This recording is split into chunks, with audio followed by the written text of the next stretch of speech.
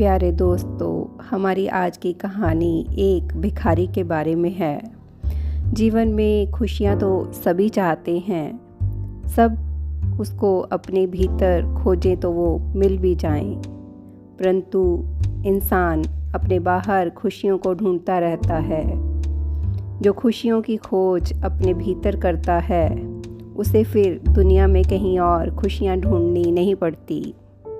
जो यहाँ खोजने की कोशिश नहीं करते, वो बाहर खुशियाँ खोजते रहते हैं, परंतु उनको मिलता कुछ भी नहीं है।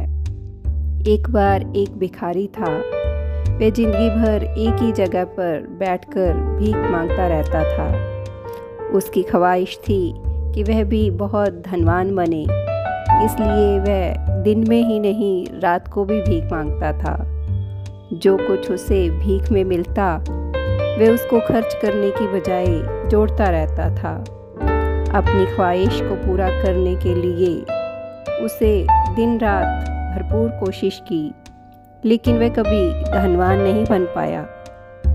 वह भिखारी की तरह ही जिया और फिर एक दिन भिखारी की तरह ही मर गया। जब वह मरा तो उसके कफन के लायक भी पूरे पैसे उसके पास नहीं थे। उसकी मृत्यु के बाद आसपास के लोगों ने उसकी झोंपड़ी को तोड़ दिया। फिर उन सब ने मिलकर वहाँ की ज़मीन को साफ किया। सफाई करने वालों को बहुत आश्चर्य हुआ जब उन्हें उस जगह पर बहुत बड़ा खजाना दबा हुआ मिला। यह ठीक वही जगह थी जहाँ पर बैठकर वह भिखारी जिंदगी भर भीख मांगता रहा था। जहाँ पर वह बैठता था, उसी जगह के ठीक नीचे एक बहुत भारी खजाना दबा हुआ था। जो खुशियों की तलाश में बाहर भटकते रहते हैं, उनकी हालत भी कुछ ऐसी ही होती है। क्या हम में से हर एक के भीतर खुशियों का खजाना नहीं छिपा हुआ है, जिसे कि हम सब उम्र भर बाहर खोजते रहते हैं? इससे पहले कि खुशियों के खजाने की तलाश में, आनंद की तलाश में, प्रकाश की तलाश में, शांति और समृद्धि की चाहत में आप यात्रा को शुरू करो, सबसे पहले तो उस जगह को खोज लेना चाहिए।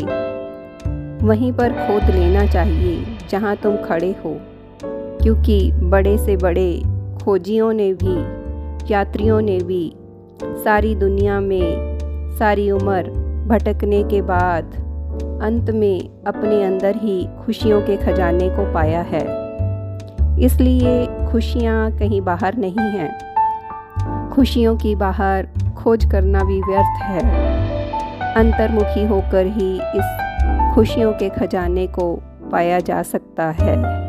तो प्यारे दोस्तों, असल में खुशियाँ हमारी सोच पर निर्भर करती हैं। जिस व्यक्ति की सोच जितनी अच्छी होती है, जितनी सकारात्मक होती है, वह इतना ही खुश रहता है, और जिसकी सोच नेगेटिव या व्यर्थ संकल्पों से भरपूर होती है, वह उतना ही दुखी और उदास रहता है।